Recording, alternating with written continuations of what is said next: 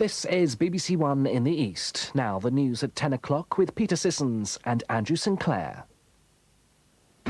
Mugabe wins amid bitter accusations that he rigged it all. African nations support him, others call it a huge electoral fraud. Angry police march on Parliament, but Blair says most back his reforms. Palestinian streets in an iron grip as America appeals for calm. And Liverpool deny mighty Barcelona to keep their Champions League hopes alive. Here in the east, the hunt for an armed gang which fired at a policeman in an isolated country lane. And were these homes sold too cheap? Claims tonight that the army has missed out on a small fortune.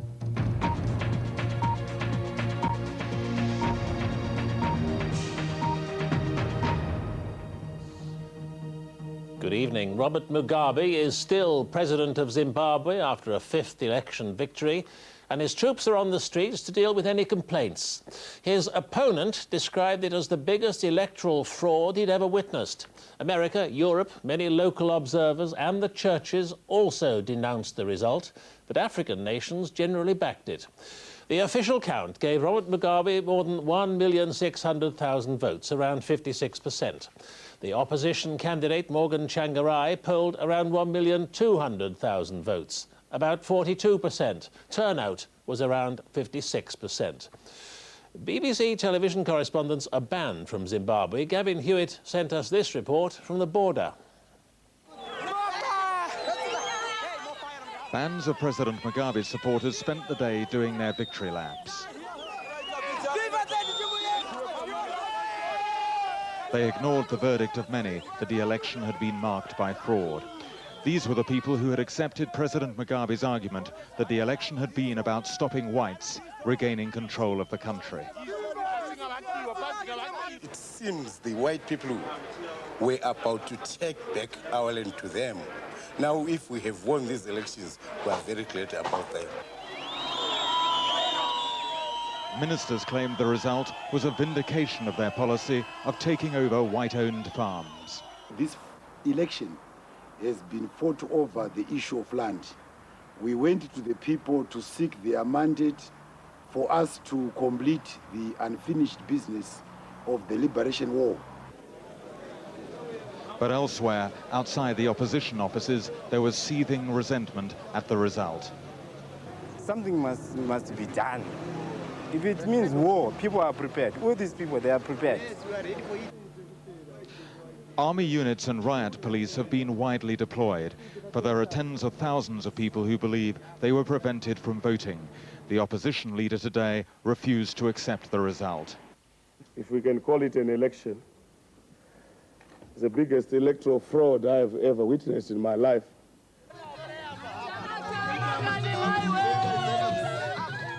The face of the defeated opposition leader was on cardboard coffins being paraded by President Mugabe's supporters. What Morgan Tsvangirai didn't explain today is what he's going to do. There have been calls for protests, but so far the trouble on the streets has been minor. The opposition fears the government will now turn on them. It means we're back to the terror campaigns. They've already started as we speak. Militia out in full force in areas like Masvingo. White Zimbabweans were also expressing fears today about their future. According to some people, I'm the wrong colour, but I was born here, and I'm not planning to go anywhere. What remains unclear tonight is what the opposition will do. They've ruled out organising a strike and seem reluctant to bring their supporters out onto the streets. Many just conclude that democracy in Zimbabwe has lost again. Gavin Hewitt, BBC News on the Zimbabwean border. The election result has been widely condemned in Europe and by the Americans. President George Bush tonight called the election flawed and said the United States didn't recognize the result. But many African nations have praised Robert Mugabe's victory. The South African delegation sent to monitor voting said the world should now respect the decision of Zimbabwe's electorate.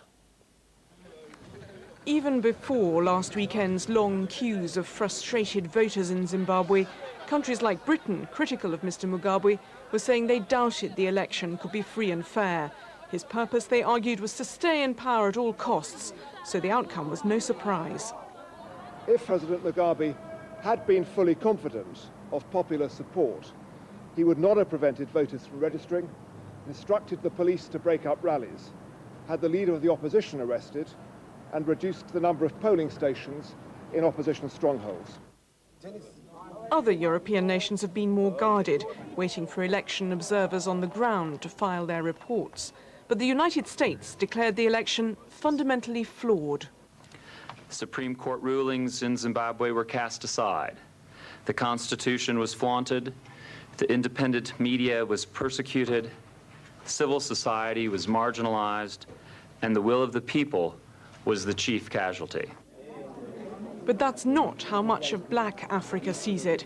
Kenya and Tanzania applauded Mr. Mugabe's victory, and this delegation from South Africa dismissed chaotic voting delays as administrative oversights. The outcome of the 2002 Zimbabwe presidential elections should be considered as legitimate.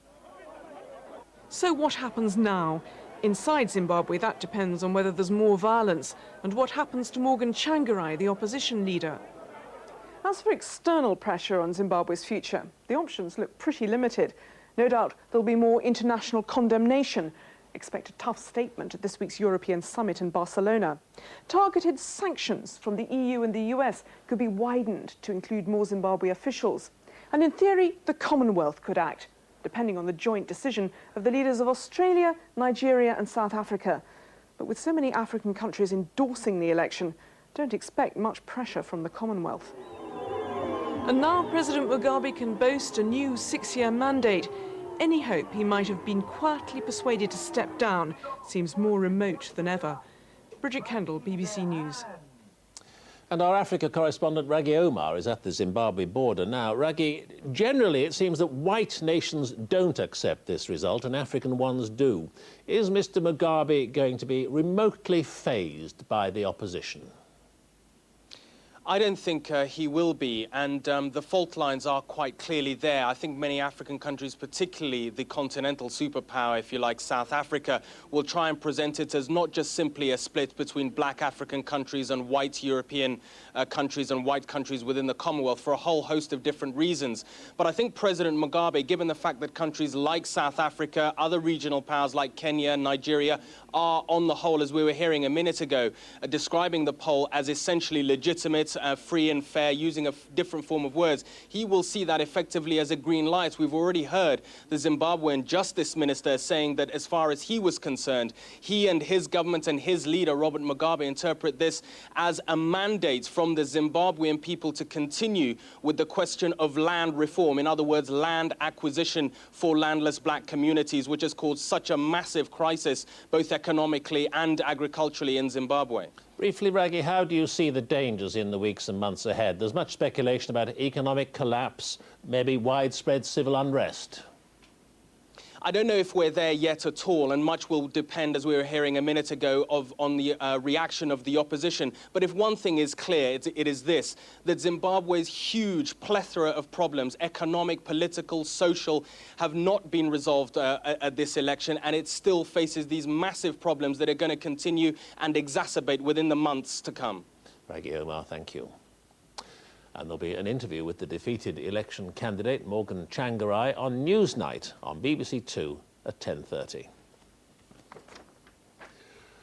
Police officers from across the UK have staged the biggest demonstration by the service in more than a decade. Around 10,000 officers gathered in London to protest against government plans to limit overtime and introduce civilian wardens. The Police Federation claimed the service was in crisis, but tonight said a meeting with ministers had been encouraging.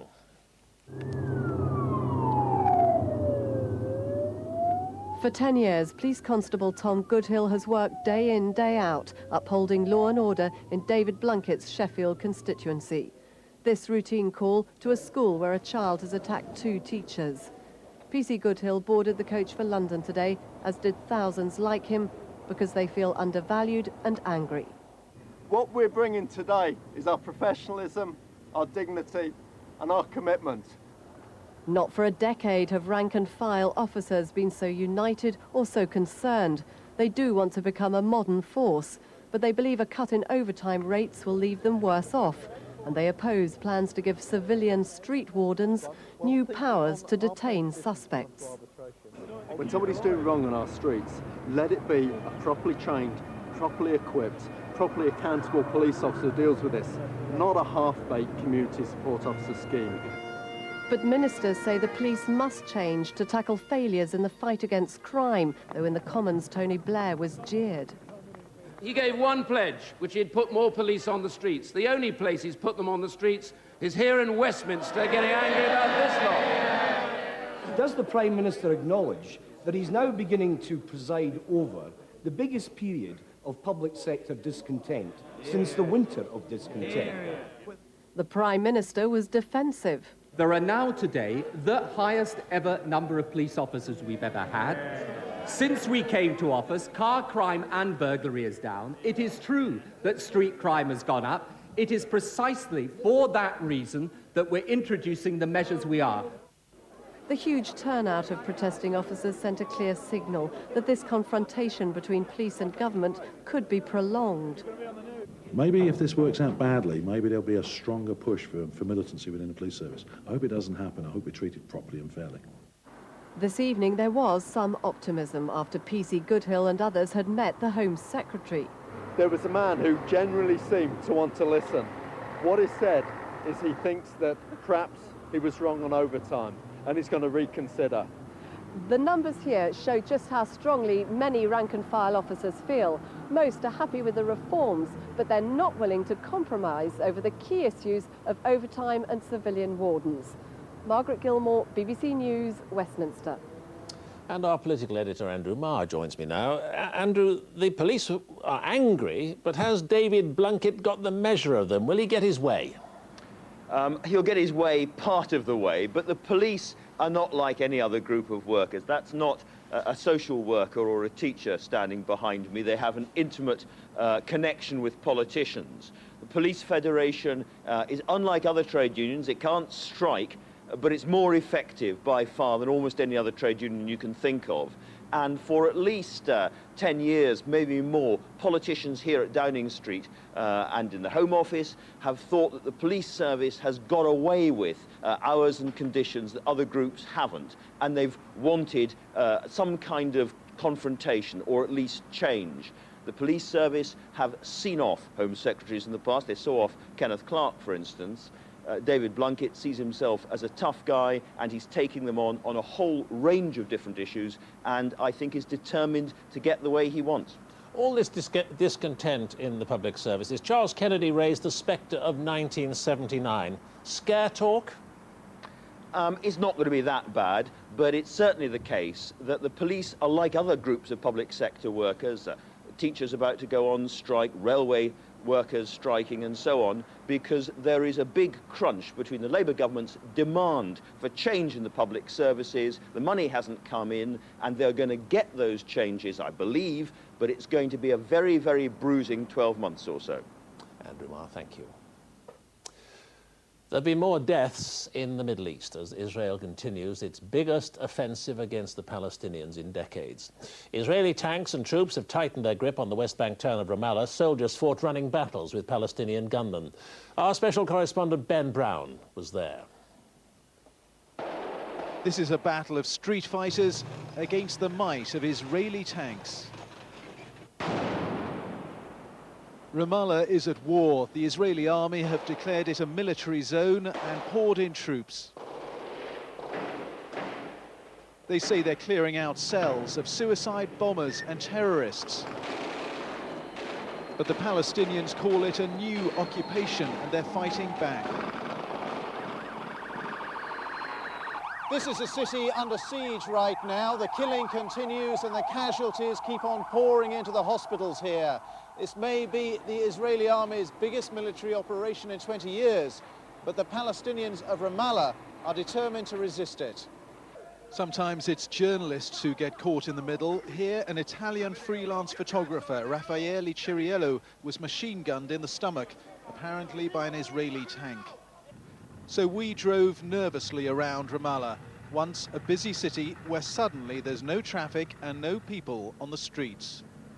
Shops, businesses and schools all closed down. A tank turned its gun on us. We hastily reversed away.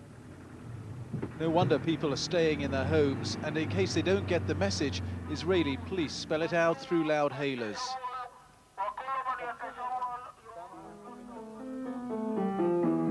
The Sharif family have been confined to their house for 2 days now. Plenty of time for piano practice, but they are seething with resentment. You don't feel safe if you leave the house. You don't feel safe inside the house anyway, because you don't know what will happen if there will be bombing or shooting from any direction. So leaving the house is almost impossible, particularly when you have children and you have to protect them. Life is suspended at the moment in Ramallah. There's no life. Everything is just closed and children are scared. Parents don't know what to do for their children. So this is not life, it's hell on earth. And just now, hell on earth is not a bad description of this terrifying city. Ben Brown, BBC News, Ramallah. Scientists in America say they developed a device that uses the power of thought to control movement. A report in Nature magazine says the device was implanted in the brains of 3 monkeys, which were then able to move a computer cursor by thought alone. It's hoped the discovery could eventually allow paralysed people to operate robotic limbs. These men have given the mind the ability to control machines. Scientists at Brown University used rhesus monkeys to perform the most advanced and rapid thought-controlled movement yet achieved. And this is the machine that they used, in effect, a computer game, chase the red dot with the purple one. First of all, the monkeys held onto the joystick. At the same time, an electrode in their brain was recording what was going on as they played the game. Then they unplugged the joystick. The monkeys continued to play the game very successfully, but now the only data going into the computer was coming direct down the wire from their brain. The electrode, about the size of a small pea, was placed in the part of a monkey's brain which controls motion. It picks up the electrical signal and sends it down the wire to the computer, where it's translated into directions to move the dot. In effect, the computer is reading the monkey's mind.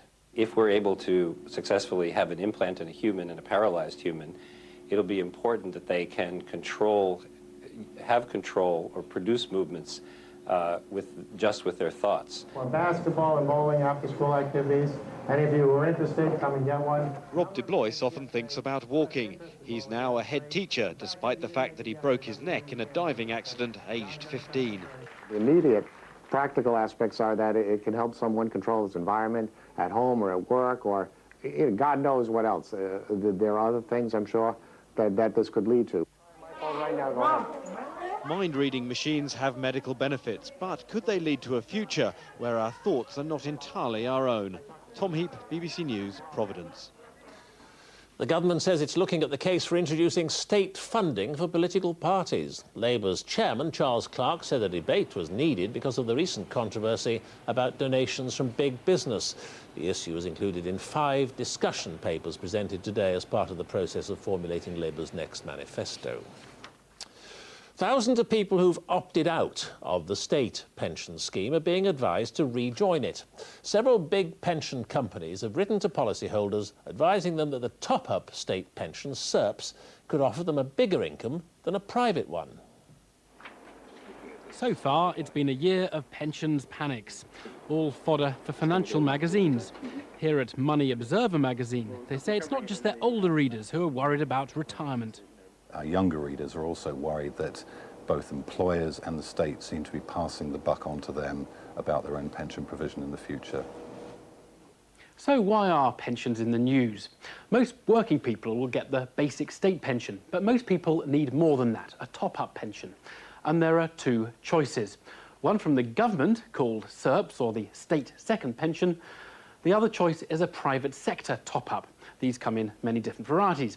Now, the reason for all the pension panics is that for those private schemes, times are getting challenging. People live longer, which costs a lot, and the profits the pension funds make from the stock market are getting lower too, so they have less money. We've had a period during the 80s and 90s of very good stock market returns year after year, beating inflation by a long way.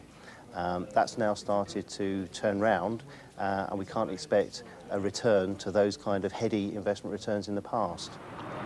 That means people will ultimately have to save more or work longer to make private pensions viable.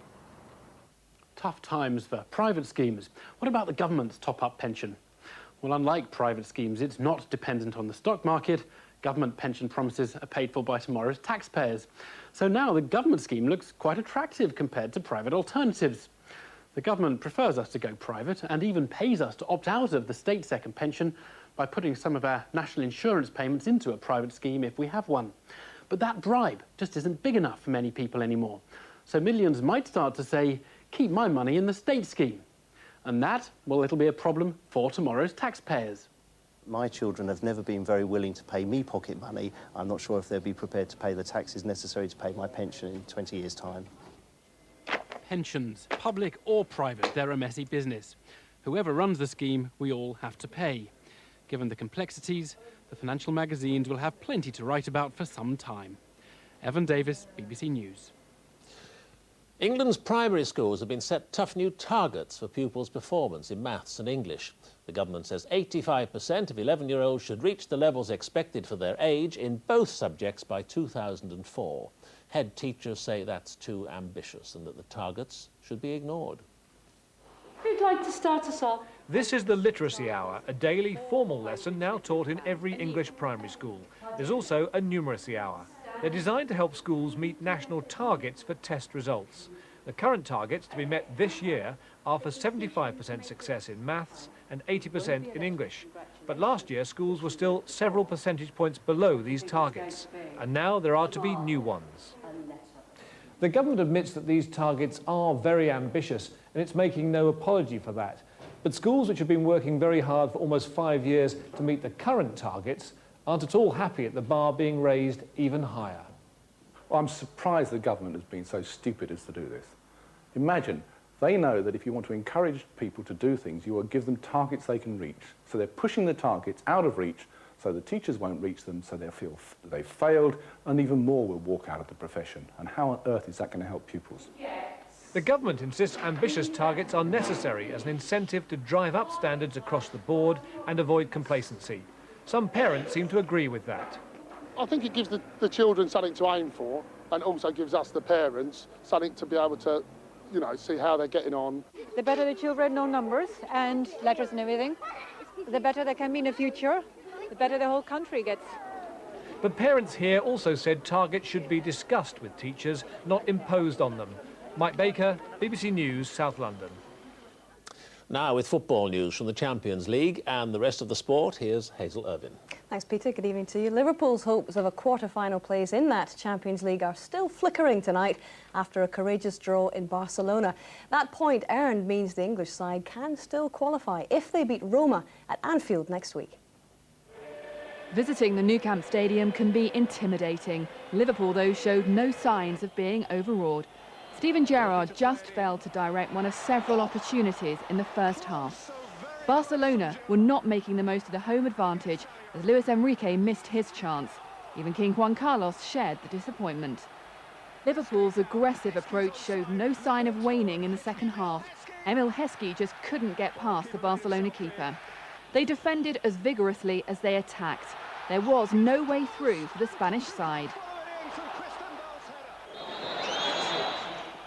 The draw leaves Liverpool just hanging on in the competition. Daniela Ralph, BBC News. It was scoreless at Old Trafford as well, but Manchester United progressed to the last 8 anyway. In what was the 7th meeting with Bayern Munich in 4 seasons, familiarity failed to breed any goals. The inherent trouble with the Champions League format is that too often a draw suits both protagonists. At Old Trafford tonight, that was all too evident. During the first 45 minutes, Giggs' lone piece of individualism was the sole moment worthy of recall in a half when both goalkeepers weren't even asked to earn their money. The second half was better, marginally, allowing Bayern's Oliver Kahn to show off his qualities. Likewise, at the other end, Fabien Barthez. points shared, enough for both teams to guarantee qualification for the quarter-finals. 0-0 the scoreline. For neutrals, it should have read pragmatism 1, entertainment 0. Kevin Geary, BBC News. In the FA Carling Premiership, a Hasselbank hat-trick has rubbed salt into Tottenham wounds. It's Chelsea's second 4-0 defeat of their London rivals in 4 days. And Blackburn Rovers move out of the relegation zone after a 2-1 win over Ipswich Town. Everton are believed to be in talks this evening with Preston manager David Moyes as they seek to replace Walter Smith. Smith was sacked earlier today after 3.5 years in charge at Goodison Park. Everton are fighting against relegation from the Premiership and they were knocked out of the FA Cup by Middlesbrough at the weekend. And flagship Uber Alles has won the feature race on day 2 of the Cheltenham Festival. The 7-4 favourite, ridden by Richard Johnson, won the Queen Mother Champion Chase by 3 lengths ahead of Native Upmanship. And that's tonight's sport. Peter. Thank you, Hazel. It's nearly 26 minutes past 10. I'll be back a little later with an update on the day's headlines. But now we join our news teams across the United Kingdom.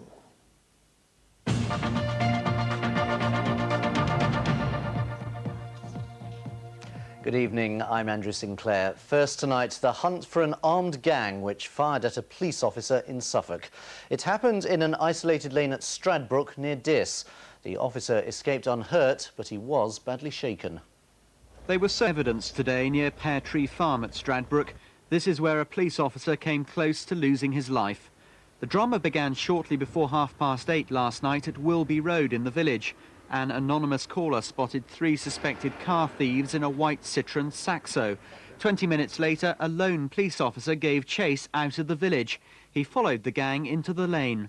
The Citroën stopped and a man wearing a balaclava got out.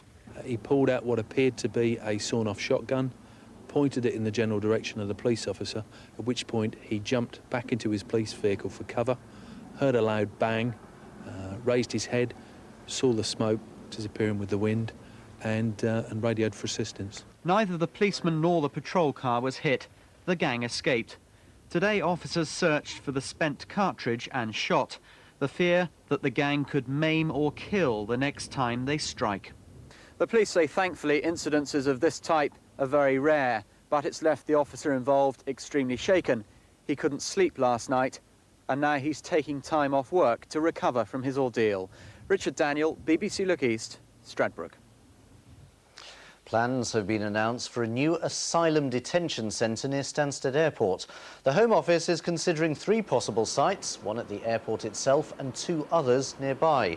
The centre would house up to 500 asylum seekers who've had their applications refused.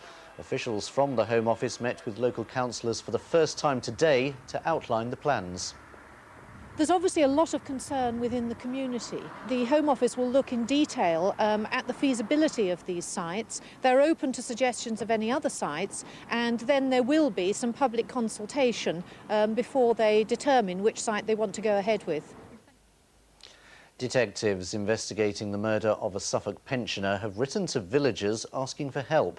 Joan Albert, who was 79, was stabbed to death at her home in Capel St Mary in December.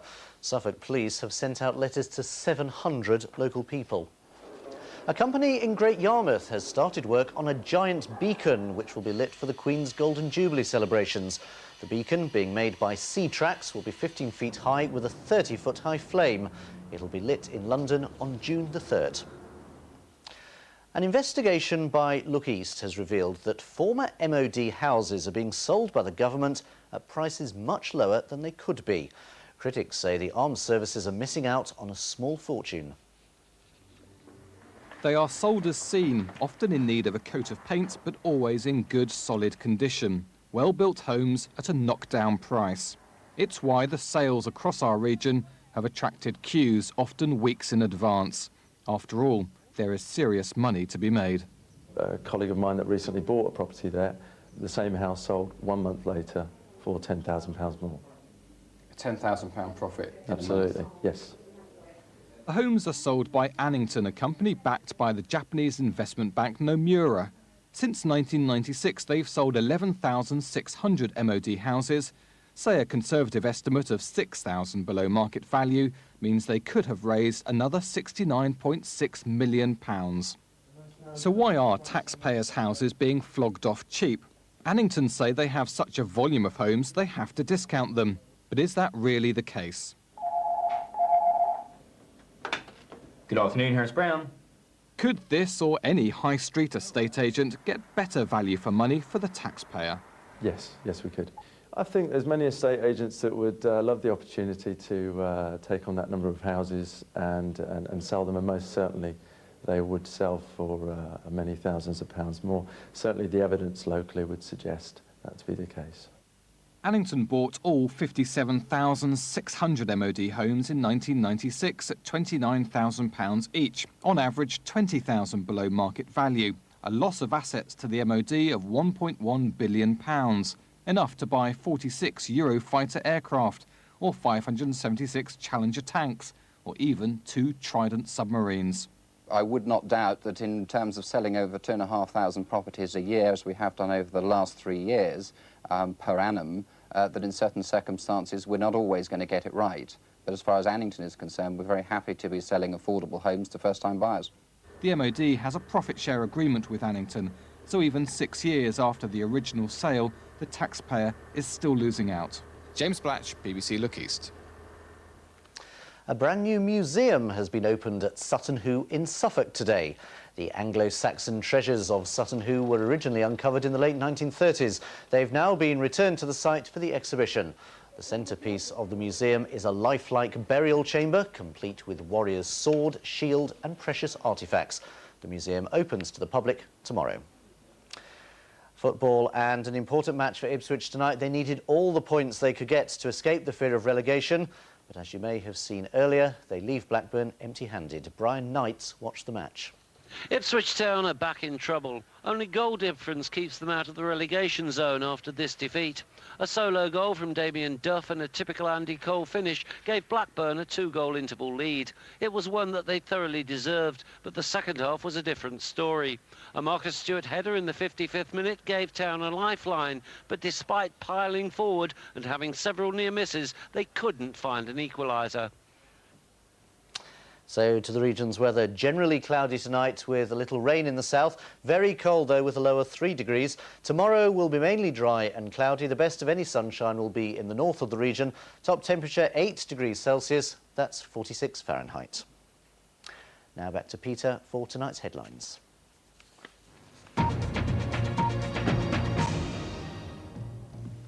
And the main news tonight, Robert Mugabe is still president of Zimbabwe, winning a 5th term in office. His rival called the result daylight robbery.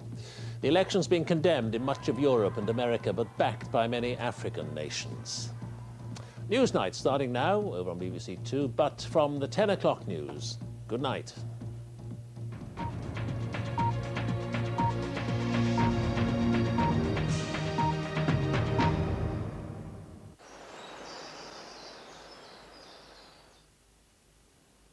Good evening. It's been a glorious day across northern Britain, 10.5 hours of sunshine here in Belfast, but a very different story across the south of England and South Wales, where it's been cloudy and it's been blustery, a gust of wind here in Culdrose as high as 60 miles an hour.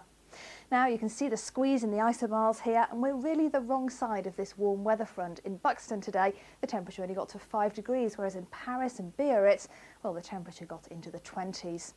Now we're going to stay in the cold air for the next 24 to 48 hours. A cold easterly wind setting in for all of us through the day tomorrow.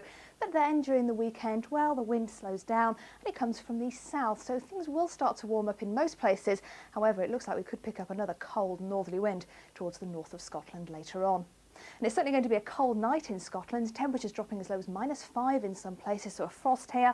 Frost in parts of Northern Ireland, Northern England, North Wales and parts of the Midlands too. But towards the south it's already cloudy. We've got a few drops of rain here, and it's going to stay cloudy throughout the night with a risk of a little bit of rain from time to time. And it's also windy here. Now the Met Office has issued some advice if you are travelling tonight across southern England and South Wales. There'll be strong easterly winds, gusts up to 50 or 60 miles an hour. And that gusty easterly wind is going to drift northwards through tomorrow to other central and then northern areas, so it is going to feel cold, temperature of 6 to 8 degrees. but a sunny start to the day across western Scotland, Northern Ireland and northwest England. It looks like there'll be more cloud tomorrow across northeastern areas than there has been today, just a chance of 1 or 2 light showers. Now down towards the south, the morning will be cloudy, a risk of the odd drop of rain, but that rain will get its act together during the afternoon and start to push towards the north. Now it is going to be cold, so it looks like there could be some sleet or wet snow, say over the moors during the afternoon. And it looks like the last sunny day across northern Britain. Friday and Saturday are looking more unsettled, cloudy with rain or showers for Aberdeen, Belfast and Manchester. Let's have a look at Friday in more detail then, and outbreaks of rain with some sleet and snow in parts of Scotland will drift towards the north, leaving behind sunshine and showers.